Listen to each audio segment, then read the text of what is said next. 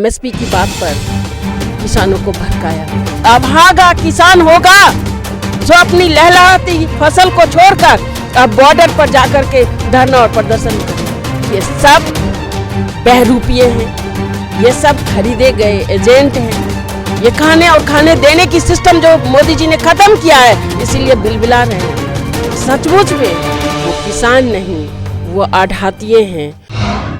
एक तरफ किसानों का संघर्ष जो है वो लगातार जारी है, तो दूसरी तरफ सरकारों की बैठकों का दौर जारी है। लेकिन ऐसे में सवाल ये उठता है कि कब तक किसान ऐसे ही संघर्ष करते रहेंगे, चाहे वो सिंधु बॉर्डर हो या फिर गाजीपुर बॉर्डर हो। तो वहीं दूसरी तरफ सरकार की बैठकों का दौर लगातार बेनतीजा निकल रहा है। सुप्रीम कोर्ट भी बीच में आ गया है, तो अब देखना काफी अहम होगा कि ये मामला आखिर आगे कितना और ज्यादा खिंचता है। इस पर ज्यादा बातचीत करने के लिए हमारे साथ इस वक्त मौजूद है बीजेपी की जिला उपाध्यक्ष शशि प्रभा जी। सबसे पहले सवाल यही है, क्योंकि आप बीजेपी से हैं और सरकारों की बैठकों का दौर लगातार जारी, 9वीं बैठक होने वाली है, लेकिन ऐसे में सवाल यह है कि कब तक किसान ऐसे ही बॉर्डर पर बैठे रहेंगे, ऐसे ही उनका संघर्ष जारी रहेगा, ऐसे ही वो कानून को वापस लेने की मांग लगातार करते रहेंगे, लेकिन सरकार के कान में जू तक नहीं रहेगी। मैं आपका बहुत बहुत धन्यवाद करती हूँ, आपने अपने स्टूडियो में मुझे बोलने का मौका दिया।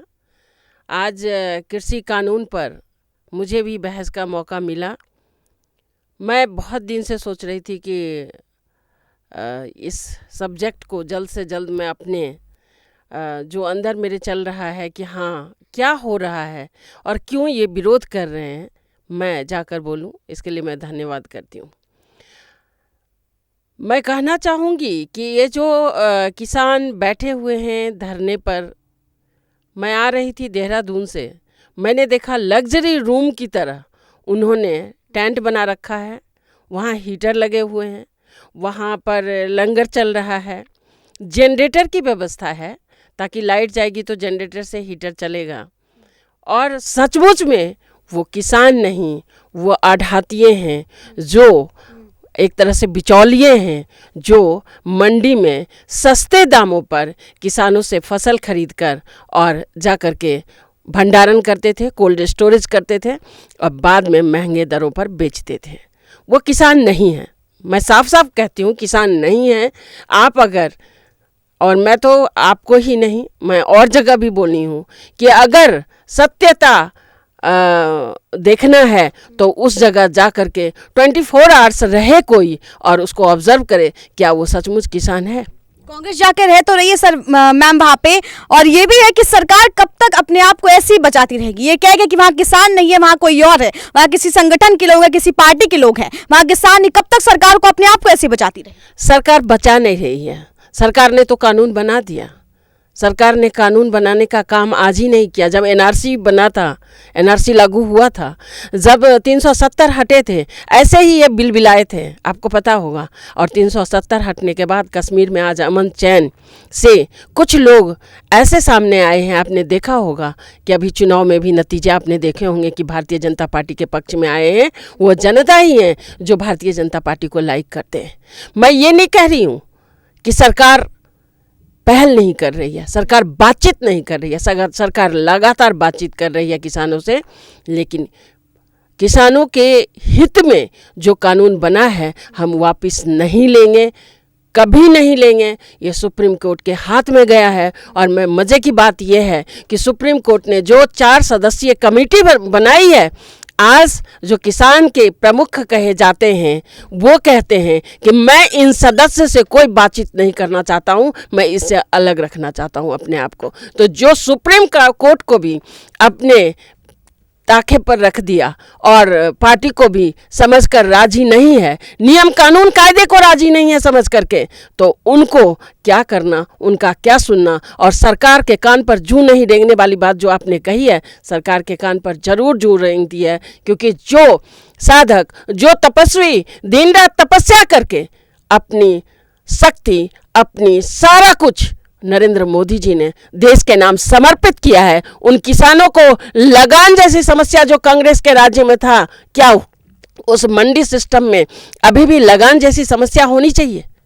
वहाँ पर जो अगर फसल अच्छी हो गई किसानों की, तो अच्छी फसल में हमें क्या करना चाहिए? खुशी मनाना चाहिए। लेकिन अगर टमाटर, आलू, प्याज की फसल अच्छी हो गई, गेहूं की पैदावार अच्छी हुई, वो रोने लगते हैं कि अच्छी फसल हुई है, अब तो कम कीमत में बेचना पड़ेगा।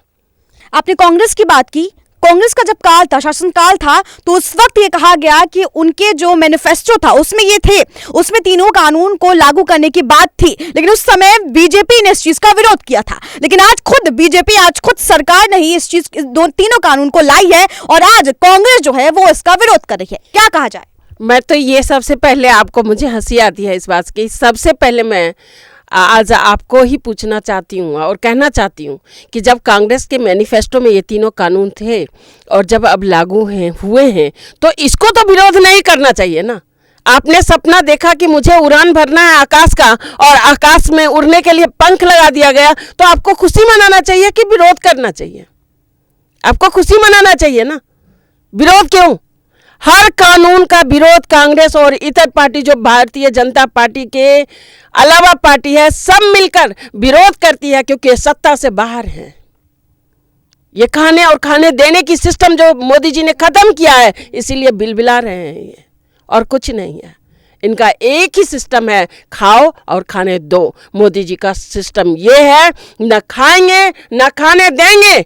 जो ईमानदारी की रोटी है वो सबको मिलेगी, और किसानों के लिए भी यही लागू हुआ है और लागू रहेगा, ये नहीं हटेगा। अब तो कोर्ट के पास मामला है, हम कोर्ट को सलाम करते हैं, सुप्रीम कोर्ट को, वो जो फैसला देगी वो मान्य होगा। अब बात करती हैं कोर्ट की। अब सुप्रीम कोर्ट बीच में आ गई है तो सरकार खुद को बचा रही है कि अब तो किसान सरकार से बात नहीं करेंगे, क्योंकि किसानों का लगातार ये मांग है कि सरकार किस तरीके से हमसे बात करे, तीनों कानून वापस लिया। हम तभी बात करेंगे सरकार से जब तीनों कानून वापस लिया जाए। संशोधन को भी तैयार नहीं है, इसलिए सारी बैठकें जो है वो बेनतीजा निकली हैं। तो अब सरकार कहीं ना कहीं प्रॉफिट में आ गई है कि अरे मैं तो बैकफुट पे हूं, अब सुप्रीम कोर्ट है, सुप्रीम कोर्ट से किसान लड़े, सुप्रीम कोर्ट से किसान बात करे, किसान सुप्रीम कोर्ट से बात करे, किसान अब सरकार से तो बात करेगी नहीं। सरकार ने बात करने की एक नहीं कई बार कोशिश की है, नतीजा बेकार रहा। आपने संशोधन की बात की है, आपने तीनों कानून के बारे में सुना होगा और मुझे स्टूडियो बुलाया है तो आपने पढ़ा भी होगा। तीनों कानून में संशोधन की जो बात है वो बैठकर किया जाता है। एमएसपी की बात पर किसानों को भड़काया गया, क्योंकि मरने वाला रमुआ तेली या पासी है, किसी को पता नहीं होता है, सिर्फ होता है उकसाओ, चिराग जला दो, उसमें कौन हवन हो रहा है, कौन मर रहा है, कौन जल रहा है, कोई मतलब नहीं है। किसान बात करने के लिए तैयार थे, हमारी सरकार तैयार थी, मोदी जी तैयार थे, उनकी टीम तैयार थी, बातचीत हुई, उन्होंने कहा तीनों बिल को वापस लो। आज मैं आपको बताना चाहूंगी, ये तीनों बिल इनकेस वापस हो गया तो क्या अंग्रेजों का शासन का ये नमूना पेश नहीं किया जाएगा? और आज अगर वापस हुआ, आने वाले किसी भी कानून के लिए इसी तरह पैसे देकर के बिठा देंगे और कहेंगे इसको वापस लो। तो क्या देश हित के बारे में बात करना गुनाह है? 370 हमने हटाया, गुनाह है?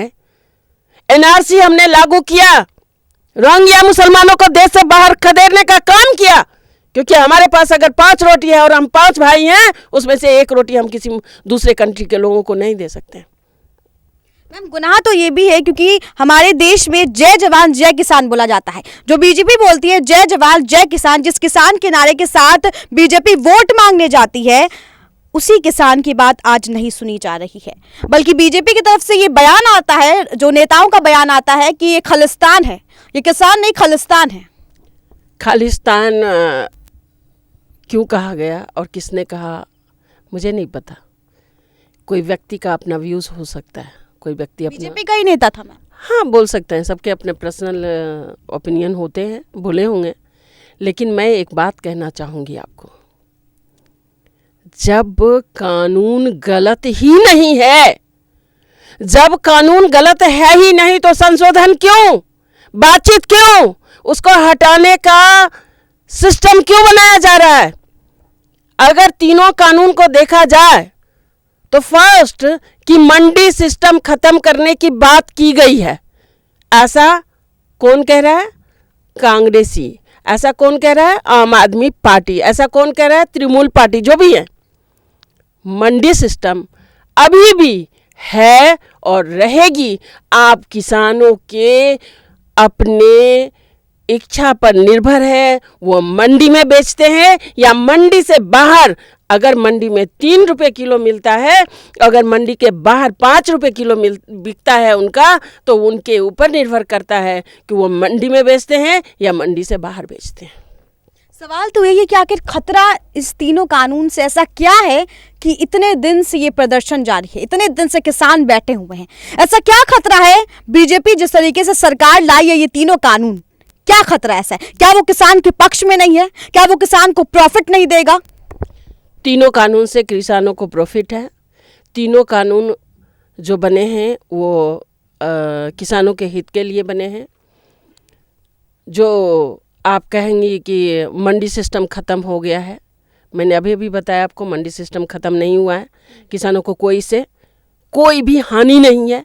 छोटे किसान हो, प्रदर्शन क्यों इतना हल्ला बोल? हाँ जी, प्रदर्शन इसीलिए कि सत्ता का नशा जो 70 साल तक, बहुत सालों तक चढ़ा रहा, वो खुमार उतर गया। और वो खुमार उतरने के बाद सत्ता काबिज करने के लिए कुछ लोगों को बॉर्डर पर बिठा दिया गया। आयुषी जी, अगर मुझे भी कहिए कि आप जा करके इसका विरोध करो, मैं अपने परिवार को चलाने का काम करती हूँ। अगर मैं किसान हूँ तो मैं खेती करूँगी। अभी गेहूं का फसल लहलहा रहा है खेतों में। कौन अभागा किसान होगा जो अपनी लहलहाती फसल को छोड़कर अब बॉर्डर पर जाकर के धरना और प्रदर्शन करेगा? और लगातार 3-4 महीने से। तो ये लोग कौन हैं? ये सब बहरूपिये हैं, ये सब खरीदे गए एजेंट हैं कुछ पार्टियों के द्वारा, जिनको पनीर, पिज़्ज़ा, मटन, चिकन खिलाया जा रहा है, वहाँ पर एसी में सुलाया जा रहा है और उनको दिहाड़ी भी दी जा रही है। पर डे पैसा मिलता है, इसीलिए वहाँ बैठे हुए हैं। अन्यथा बैठने का कोई भी सरोकार नहीं है, वो किसान है ही नहीं। कांग्रेस आज पूरे हित के साथ उनके साथ खड़ी है। लगातार उनका जंतर मंतर पर प्रदर्शन जारी है। राहुल, प्रियंका गिरफ्तार भी हो चुके हैं, इस पर कई कांग्रेस नेता गिरफ्तार हो चुके हैं। कल यूपी में अजय कुमार लल्लू गिरफ्तार हो गए। हाँ, मैंने कहा ना कि अभी वो बहुत भारत के 1-2 स्टेट जैसे पंजाब और राजस्थान में अभी उनकी सरकार है। राजस्थान से कुछ किसान, पंजाब से कुछ किसान उन्होंने भाड़े पर मंगवा लिया है, बिठा दिया है कि, और कान भरा है कि एमएसपी ख़त्म हो जाएगी। एमएसपी ख़त्म नहीं होगी। और एमएसपी को अगर कानून के दायरे में लाया जाए तो कानून विशेषज्ञों का कहना है कि एमएसपी अगर कानून में आ गया तो नेक्स्ट ईयर अगर एमएसपी में वृद्धि करना हो तो फिर कानून के जरिए ही वृद्धि होगी, तब तक तो किसान मर जाएगा। तो स्टडी किए बगैर किसानों को जानने ही नहीं देता। मैं सच्चाई बताती हूँ कि मेरे सामने कई कांग्रेसी आए, विरोध किए कि शशि जी ये कानून खराब है, ये तो किसानों की भलाई के लिए नहीं है। मैंने कहा वो 3 कानून क्या हैं मुझे ज़रा बताइए, 2-2 लाइन में बताइए। अरे छोड़िए ना, क्योंकि उस किसान बिल के बारे में उनको पता नहीं है।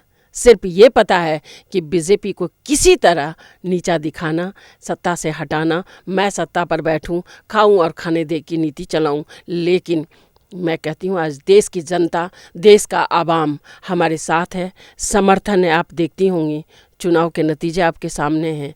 और आज सबसे बड़ी बात, क्यों किसानों की मुद्दा लेकर के हम बैठे हैं, ये कोई मुद्दा ही नहीं है। देखिए ना, वैक्सीन किस मुकाम पर हमारा देश है कोरोना काल में, जबकि दूसरे देश हमारे तरफ मुंह देख रहे हैं कि ये वैक्सीन इतना बने कि हमें भी ये एक्सपोर्ट करें। तो हम कोरोना काल में वेंटिलेटर नहीं था, सब ये कहते हैं ना मैंने इतना प्रोग्रेस किया है, वेंटिलेटर नहीं थे। वैक्सीन जो हम बनाए हैं, इंडियन डॉक्टर साइंटिस्ट ने बनाए हैं, आपको पता होगा। और अब वैक्सीन लगना शुरू हो जाएगा। कोरोना काल में वैश्विक महामारी थी, जिसमें भी मोदी जी ने हर एक घर को अनाज दिया, हर एक घर को पैसे दिया, सबको जीने लायक बनाया। कम से कम रोटी और दाल की समस्या नहीं हुई। क्या ये कम है? यही तो बात है मैम कि सरकार जो है वैक्सीन तक जा पहुंची है, लेकिन किसानों के पास नहीं गई। जब मैं खुद जब ग्राउंड जीरो पे गई थी, वहां सारे पार्टी के लोग थे, लेकिन बीजेपी के एक भी नेता वहां पर नहीं पहुंचे थे। किसानों के पास कुआं के पास प्यासा जाता है या कुआं प्यासे के पास आता है? प्यासा जाता है ना कुएं के पास। वो जब किसान ही नहीं है तो सरकार से बातचीत क्या करेगा? और जब किसान होता तब सरकार बातचीत करने के लिए उस बॉर्डर पर 4 बॉर्डर 5 बॉर्डर जो सील कर रखे हैं, आपको पता है आवाजाही में कितनी समस्याएं आ रही है, वहाँ रोज़मर्रा की ज़िंदगी कितनी तबाह हो रही है। सबको अधिकार है कि आप प्रदर्शन करें, सबको अधिकार है कि आप आवाज़ उठाएं, बट इस कदर आप सारे सील कर रखे एरिया को, कहीं से कोई आ नहीं जा सकता। किसी का सामान आना हो, हम खुद आए हैं देहरादून से, एक खेत से होकर के हमारी गाड़ी जा रही थी और एक जगह ज़मीन के नीचे धंस गई थी क्योंकि उस खेत में पानी था। क्या इस तरह तंग करना चाहिए? सरकार ने ज़रूरत समझी, सरकार ज़रूरी बातों पर उनसे पहल करने की कोशिश की, बातचीत की, लेकिन समस्या बेनतीजा, क्योंकि उनका कहना है तीनों कानून वापस लो, ये भी ना समझाए हुए कि तीनों कानून के नतीजे किसान के हक में है या नहीं। सिर्फ उनका एक ही रट है, इसको वापस लो, ताकि दूसरा रास्ता खुल जाए कि अगर कोई जनता हित में कानून बने तो इसी तरह कुछ छुट भैये को पैसे देकर के बिठा दें और कहें कि नहीं, ये कानून वापस लो, और वापस हो जाएगा। अगर इतना ही वो अगर ऐसा ही है कि मतलब जैसे कि जो कानून है उसमें कुछ नुकसान नहीं है किसानों को, फिर इतना हल्ला बोल, इतना प्रदर्शन क्यों? जब यही बात है, जब सरकार यही नहीं समझा पा रही है कि आपको इसमें कोई दिक्कत नहीं है, आपको इसमें कोई परेशानी नहीं है, आपको इसमें कोई नुकसान नफा नहीं है, तो फिर सरकार इस बात को लोगों तक पहुंचाने में, किसानों तक पहुंचाने में असफल क्यों हो जाती है? लोगों को अच्छी तरह मैं बिहार से हूँ, मेरा बेगूसराय घर है, मैं भी किसान हूँ। किसान बहुत खुश हैं मैम। किसानों से मैं बात करती हूँ। मैं गाँव गई थी पिछले 15 दिन पीछे, और किसानों से मैंने बात किया कि आपको क्या लगता है? कह रहे हैं दीदी हमारे लिए तो अच्छा है कि जैसे फसल के जब वक्त आते थे, बीज और पानी के लिए हमें सोचना पड़ता था, अब एक रास्ता भी खुल गया है कि फसल एग्रीमेंट, ज़मीन का एग्रीमेंट नहीं होगा, सिर्फ फसल का एग्रीमेंट होगा। और मैं बताना चाहूँगी आपको कि जो फसल 6 महीने बाद बिकेंगे उसकी कीमत पहले ही तय हो जाएगी। तो ये फ़ायदे की बात है ना, ये तो फ़ायदे की बात है। अगर मुझे पता हो कि मुझे चलने से पहले मंजिल पता हो कि यहाँ जाकर के मंजिल मिलेगा, मैं उस रास्ते से ज़रूर जाऊँगी। किसानों को पता है कि मुझे 6 महीने बाद इस रेट पर मेरा फसल बिकेगा, ये फसल एग्रीमेंट होता है और ये कानून बना है। क्या ये बुरा है? और दूसरा सबसे बड़ी बात कि अगर मंडी में बेचना है तो मंडी में बेचे ना, ये कुलबुलाहट क्यों? मंडी सिस्टम ख़त्म ही नहीं हुआ है, मंडी सिस्टम अभी भी है, एज इट इज़ है। आप बेचो मंडी में जाकर के जिसको मंडी में बेचना है, और जिसको मंडी से इतर बेचना है, अगर मंडी में 20 रुपये किलो बिक रहा है और कहीं 25-30 भी बिक रहा है, मैं तो 30 रुपये बेचूंगी, क्योंकि मेरा फसल ज़्यादा कीमत में मिलेगा। मैं पैसे सबको अच्छा लगता है। किसान अगर धनाढ्य होंगे, हमारा देश धनाढ्य हो जाएगा, क्योंकि हमारा भारत ही गाँव का देश है, किसानों का देश है। किसानों के हित की बात की गई है, किसानों की हित की बात मोदी जी ने किया है, और किसानों को ज़्यादा से ज़्यादा लाभ हो, इसके लिए तीनों कानून बने हैं। ताकि मोदी जी को एक बात पता चला है, माननीय मोदी जी हमारे सर्वश्रेष्ठ प्रधानमंत्री हैं, और उन्होंने एक बात कोरोना काल में पता किया कि हमारे देश के किसान ही एक ऐसे भगवान हैं जो कोरोना काल में भी, क्योंकि कोरोना काल में पता होगा आपको कि कोई शॉपिंग के लिए नहीं जाता था, कोई मूवी हॉल में नहीं जाता था, लेकिन खाने की समस्या ज़रूर थी। और अगर घर बैठ के सोल्व हुआ है तो भगवान है हमारा किसान। मैं किसान की पूजा करती हूँ, मैं किसान का सम्मान करती हूँ, और किसान के लिए तीनों कानून को मैं बधाई देती हूँ मोदी जी को, माननीय मोदी जी को, जो आपने किसानों को लिए दरवाज़ा खोल दिया कि उस आढ़ातिये को जो बैठ करके मंडियों में दलाली करते हैं, दलाली प्रथा ख़त्म किया आपने। चुनाव और किसान एक बहुत बड़ा फैक्टर है। बंगाल में चुनाव है, 2022 में यूपी में चुनाव है। ऐसे में कितना ज्यादा असर पड़ने वाला है, क्योंकि बजट भी आने वाला है 1 फरवरी को, कितना ज्यादा असर पड़ने वाला है किसान के इस आंदोलन का चुनाव पे और बजट पे? चुनाव आने वाले हैं, चुनाव के नतीजे भी आएंगे। बंगाल हम जीत रहे हैं, यूपी भी जीत रहे हैं। यूपी का बाई इलेक्शन हुआ था, आपने पीछे देखा होगा। सबसे ज़्यादा सीटें अगर आई है तो भाजपा को ही आई है। 1-2 सीटें कोई और लिया है, मायावती या वो, नहीं तो सारी सीटें हमें ही आई है, आपने देखा होगा। सीट आने का मतलब क्या है, जीतने का मतलब क्या है? ना हमें जीत का जुनून सवार है और ना हम जीत का जश्न मनाते हैं। लेकिन मैं बधाई देती हूँ उन सारे नागरिकों को, उन सारे पब्लिक को जिन्होंने माननीय प्रधानमंत्री मोदी जी और भारतीय जनता पार्टी पर ट्रस्ट किया। बंगाल का चुनाव भी हमारे हित में आएगा। बंगाल में ममता बनर्जी ने गरीबों को, मजबूरों को सताया है। वहाँ पर हमारे एक रिलेटिव रहते हैं। मैंने कहा इस बार का चुनाव क्या रंग लाएगा? उन्होंने कहा हाँ, चुनाव बूथ पर अगर पब्लिक पहुँच जाएगी तो भाजपा ही आएगी, लेकिन अगर चुनाव बूथ तक ममता बनर्जी नहीं पहुंचने देंगी और रास्ते में ही मिसहैपनिंग हो जाएगा तो भगवान जाने। बंगाल में हिंसा भी चरम पर है, लेकिन ऐसे में इस बार ममता ने कांग्रेस का सहारा लिया है, राहुल का सहारा लिया है। क्या ममता डर गई है? जहाँ जहाँ राहुल जी का सहारा लिया जाता है वहाँ वहाँ वो पार्टी खत्म हो जाती है जो अस्तित्व में होती है। किसान पर जिस तरीके से आपने बताया, मैं सबसे ज्यादा यही जानना चाहती हूँ, क्या किसानों का वोट इस बार बीजेपी को मिलेगा या फिर नहीं? क्योंकि जिस तरीके से आंदोलन जारी है, जिस तरीके से प्रदर्शन जारी है, ऐसे में क्या सरकार किसानों की बात सुनेगी? क्या सुप्रीम कोर्ट किसानों की बात सुनेगा? किस तरीके से इस चीज में संशोधन होगा या कि ये कानून वापस होंगे, या फिर किसानों का प्रदर्शन कब तक ऐसे ही चलता रहेगा? क्योंकि लगातार बहुत दिन हो चुके हैं लेकिन अभी तक कोई भी रिजल्ट निकल के नहीं आया है। सबसे पहला सवाल मेरा आपसे यही है कि किसानों का सरकार पर क्या असर पड़ेगा, सरकार के चुनाव पर क्या असर पड़ेगा? और दूसरा ये कि इस बार के क्या 1 फरवरी के बजट में किसानों के लिए कुछ है? सुप्रीम कोर्ट की तरफ से, सरकार की तरफ से क्या किसानों के लिए कुछ है? संशोधन होगा कानून में या वापस लिए जाएंगे कानून? किस तरीके से आगे जो है मामला सुलझेगा? कानून तो अब कोर्ट के हाथ में है, उन्होंने जो फैसला लेना है वो लेंगे। मैं कहना चाहूँगी आपको कि किसानों के हित की बात होगी। जो बजट बिल की बात आपने की, पूरे देश की जनता की नज़र टिकी हुई है। इस बार का बिल वो बिल होगा, इस बार का बजट वो बजट होगा जो जनमानस के लिए बहुत ही इजी होगा जीना, क्योंकि जनता का छोटे छोटे लघु उद्योगों को इस बार प्रायोरिटी दी जा रही है। जो छोटे छोटे लोग हैं जो कोरोना के कारण घर बैठ गए, जिनका बिजनेस ख़त्म हो गया, उसको अपॉर्चुनिटी दी जाएगी।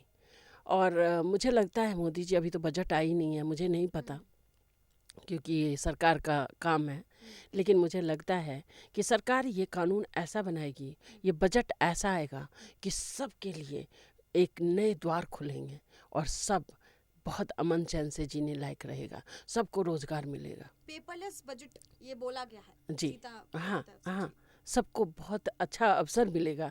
जो कोरोना काल में किसी भी वजह से पिछड़ गए, जिनका बिजनेस ख़त्म हो गया, वो सारे एक लाइन पर आ जाएंगे। सबके लिए था ये, तो दुनिया के विश्व पटल पर ही ये बीमारी सबके लिए बहुत गलत थी। लेकिन फिर वही बात मैं कहना चाहूँगी आपके स्टूडियो में आकर के, और मैं बहुत अच्छी तरह से रखना चाहूँगी कि जो ये बिचौलिए हैं, जो ये कांग्रेसी हैं, जो ये अदर पार्टीज़ हैं, मैं केजरीवाल का नाम भी लेना चाहूँगी क्योंकि केजरीवाल जी बॉर्डर से सटे एरिया दिल्ली ही है और केजरीवाल जी उनकी बड़ी रख रखाव करते हैं, उनसे मिलने जाते हैं। उनको दिल्ली की जनता की परवाह नहीं है। जब दिल्ली की जनता को वेंटिलेटर चाहिए था, जब पीपी किट चाहिए था, जब चेक करने के लिए उनको कोरोना के लिए बेड चाहिए था, उनके पास कुछ नहीं था, हाथ खड़े कर दिए। तब माननीय गृह मंत्री अमित शाह जी और मोदी जी ने यहाँ व्यवस्थाएं करवाई, कई संस्था सामने आई और तब जा कर के उस पर काबू पाया गया। लेकिन उनके पास इतना जरूर समय है कि बॉर्डर पर जा कर के उससे बातचीत करते हैं, बेनतीजा बातचीत करते हैं, किसी तरह का हल नहीं निकलता है, किसी तरह की बातें नहीं होती है, लेकिन ये कहने के लिए कि मैं हमदर्दी जताता हूँ। अरे तू क्या जताएगा हमदर्दी? उन्होंने तो डायरेक्ट ये कह दिया कि मोदी धोखाधड़ी है, किसानों के साथ धोखा कर रहा है। मोदी धोखा कर रहा है, क्या कर, मुझे समझाओ ना। मैं तो कहती हूँ 10 किसान मेरे पास आए और मुझे समझाए कि क्या धोखा किया। ना तुम्हारा मंडी सिस्टम खत्म हुआ, ना तुम्हारा एमएसपी खत्म हुआ, ना तुम्हारा जमीन कोई हड़प रहा है, ना कोई कोल्ड स्टोरेज करने के लिए तुम्हारा धन संपत्ति, तुम्हारा फसल कम कीमत पर खरीद रहा है। धोखा क्या किया? तुम्हारे ऑप्शन जरूर खुल गए, तुम्हारे लिए नया बाजार खुला, तुम्हारे लिए नई मंडी के अलावा विश्व पूरा जहाँ भी आप चाहो अपना सामान बेच सकते हो आराम से। तुम्हारे लिए कोल्ड स्टोरेज करने के लिए कम टैक्स पर कोल्ड स्टोरेज उपलब्ध कराया जाएगा, ताकि तुम्हारी इच्छा नहीं है अभी बेचने की तो महंगी कीमत में बेच लेना। अगर ये स्वतंत्रता दी गई, क्या ये स्वतंत्रता गलत है? ये स्वतंत्रता गलत तो नहीं है ना, ये स्वतंत्रता है। किसानों को भी स्वतंत्रता होनी चाहिए। हमें पता है, जब मैं अभी बिहार गई थी तो वहाँ मैंने देखा, क्योंकि मैं भी एक किसान हूँ इसीलिए मैं बार बार बिहार की चर्चा करती हूँ। मैंने देखा जहाँ आड़त है वहाँ पर बैगन 2 रुपये किलो मिल रहे थे, और उसी के बगल में बाजार है वहाँ पर बैगन 6 रुपये किलो मिल रहे थे। तो किसानों से 2 रुपये किलो में लिया और 6 रुपये 4 रुपये किसके जेब में गया? किसके जेब में गया?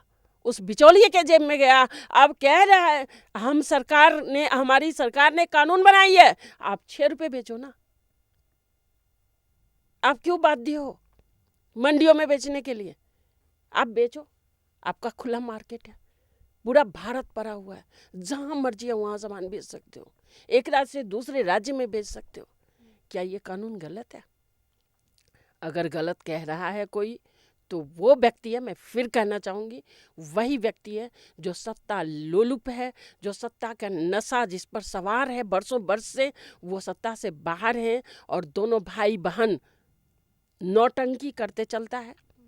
और आज ममता बनर्जी के साथ मैं भगवान से बहुत बहुत गुजारिश करती हूँ कि वो ममता के साथ हो जाए, ताकि वहाँ ममता जी ईजिली अपनी सत्ता छोड़ करके इनके साथ दिल्ली में आ जाए घूमने के लिए। मैम, ये तो वक्त बताएगा कि ये कानून कितना ज़्यादा सही है और कितना ज़्यादा गलत है किसान के लिए। लेकिन एक आखिरी सवाल आपसे लिए चलते हैं कि क्या किसानों का वोट सरकार तक जाएगा? 99% जाएगा, 100% जाएगा, क्योंकि किसान के हित की बात करेगा वही देश पर राज करेगा। क्योंकि यह देश किसानों का देश है, यह देश गाँवों का देश है, भारत माता गाँव की देश है। और इसीलिए मोदी जी ने ये कानून बनाए कि बरसों से जो अंग्रेजी प्रथा चलती आ रही थी और जो बिचौलिए सरकार को और किसानों को धोखा दे रहे थे, किसान धोखे में रहता था, उनका फसल का उचित कीमत नहीं मिलता था। आज हमारी सरकार ने उनके लिए चाहे तो पॉलिसीज़ हो, घर में किसान सोया रहे, वो कृषि बीमा करवाते हैं, चाहे नील गाय खा जाए 80% सरकार पे करती है किसानों को। आप जाइए, आप किसान बीमा कराइए।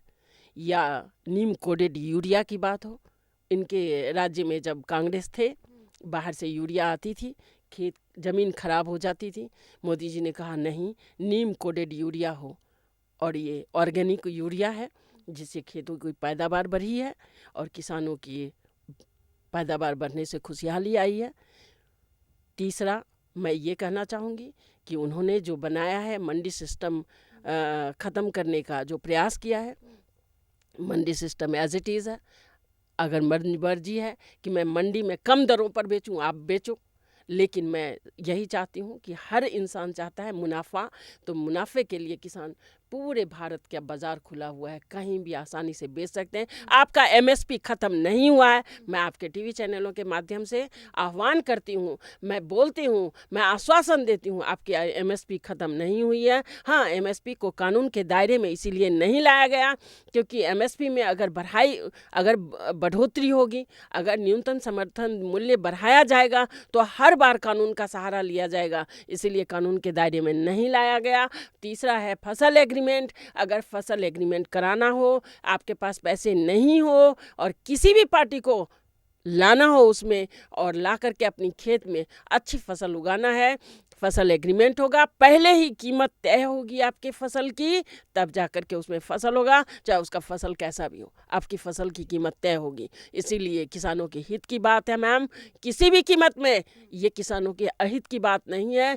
किसान बहुत ही अच्छी तरह से हमारे देश में समृद्ध हैं और नई टेक्नोलॉजी ला करके हम समृद्ध बनाने की कोशिश करेंगे। किसान खुशहाल होगा, हमारा देश खुशहाल होगा। ऐसी सोच भारतीय जनता पार्टी और माननीय सर्वश्रेष्ठ नरेंद्र मोदी जी, अमित शाह जी, सबका बहुत बड़ा योगदान है जो ये कानून बनाए हैं और आने वाले कुछ ही वर्षों में ये कानून अपना रंग दिखाएगी और हमारा किसान माला माल होगा। तो अब देखना काफी अहम होगा कि जिस तरीके से शशि प्रभा जी ने बोला कि ये कानून जो है वो अपना रंग दिखाएगी, अब देखना काफी अहम होगा क्या कि क्योंकि ये कानून आने वाले समय में क्या किसानों के हित के लिए होगा या फिर नहीं, क्योंकि अब सुप्रीम कोर्ट का भी दखल इस मामले में हो चुका है। कैमरा पर्सन अर्जुन के साथ आयुष श्रीवास्तव, SPN 9 न्यूज।